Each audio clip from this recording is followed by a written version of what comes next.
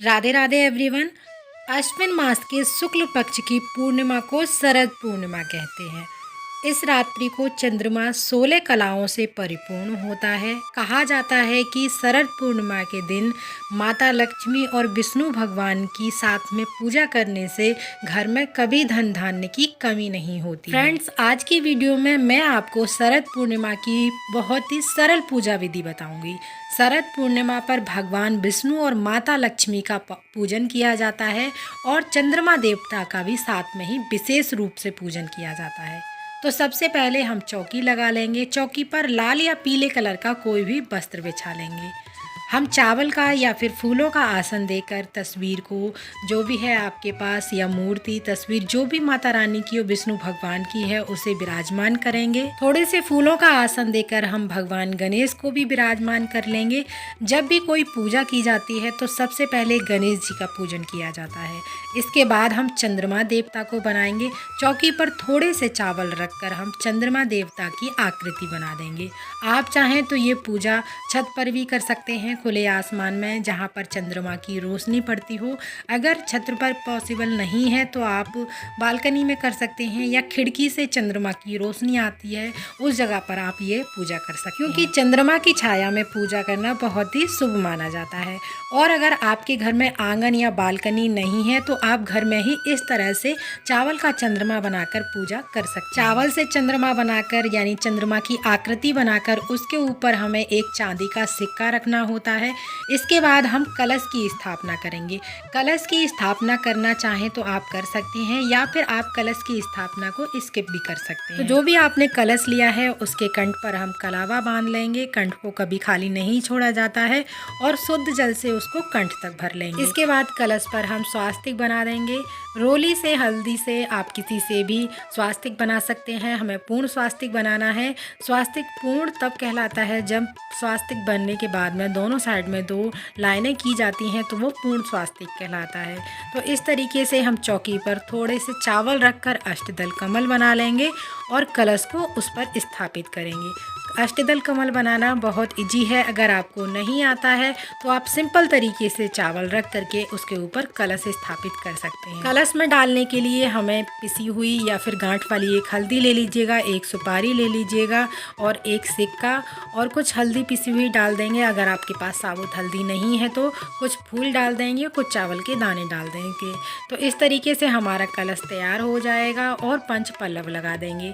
आम के या अशोका के पत्ते ले सकते हैं आप पंच पल्लव लगाने के लिए, और उसके ऊपर हम नारियल रख देंगे। नारियल का जो दिशा होती है वो पूजा करने वाले की तरफ मुख होना चाहिए, यानी जो जहाँ से डंठल कट होता है नारियल का, वो जो हिस्सा होता है वो पूजा करने वाले की तरफ होना चाहिए।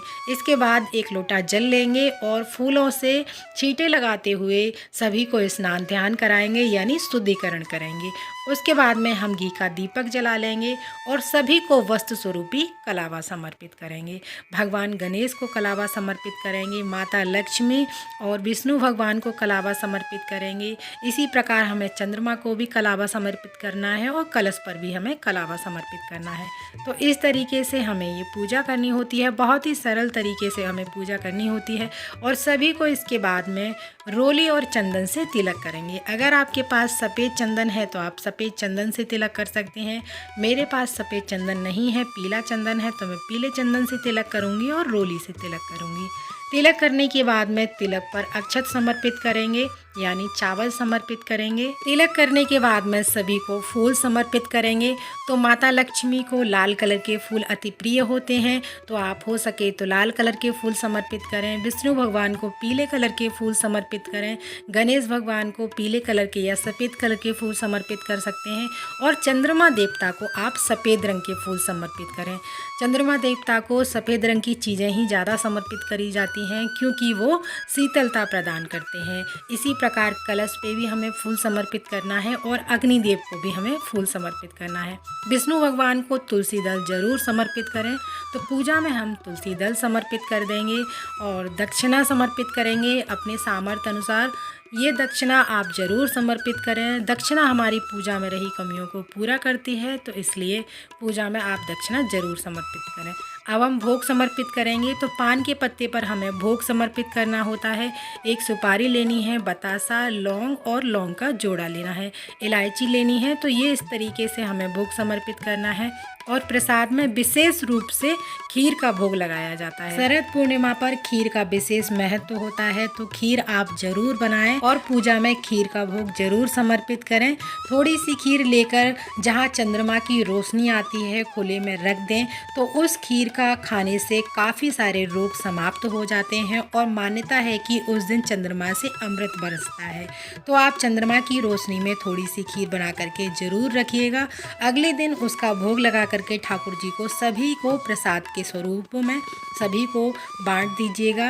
और वो आँखों की रोशनी के लिए भी बहुत ही लाभकारी होती है खीर। तो आप चंद्रमा की रोशनी में थोड़ी बहुत खीर जरूर रखिएगा। इसके बाद हम फल समर्पित करेंगे। ऋतु अनुसार जो भी आपको फल मिल जाते हैं वो फल समर्पित करें पूजा में। इसके बाद धूप दीप दिखाएंगे और हम आरती करेंगे। तो जो आपने दीपक जलाया है उससे भी आरती कर सकते हैं, या आप चाहें तो कपूर से भी आरती कर सकते हैं। बहुत प्रेम पूर्वक हमें आरती करनी है। पहले गणेश भगवान की आरती करेंगे, उसके बाद विष्णु भगवान की आरती करेंगे, इसके बाद में हम माता लक्ष्मी की आरती करेंगे। बहुत प्रेम पूर्वक हमें आरती करनी है। आरती करने के बाद हाथ जोड़कर पूजा में रही कमियों के लिए क्षमा याचना करेंगे और अपनी मनोकामनाओं को पूर्ण करने के लिए भगवान से प्रार्थना करेंगे। तो इस तरह से हमें शरद पूर्णिमा की पूजा करनी होती है। शरद पूर्णिमा पर सबसे ज़्यादा महत्वपूर्ण होता है चंद्रमा को अर्घ्य देना। जो जल का लोटा आपने लिया है पूजा में उसे चंद्रमा को अर्घ्य दे देंगे। तो जल में थोड़े से आप कच्चा दूध जरूर मिला लीजिएगा और कुछ चावल के दाने डाल करके और कुछ उसमें थोड़ी सी चीनी या मिश्री आप डाल करके चंद्रमा को अर्घ्य दीजिएगा। तो इस तरह से हमारी शरद पूर्णिमा की पूजा पूर्ण हो जाएगी।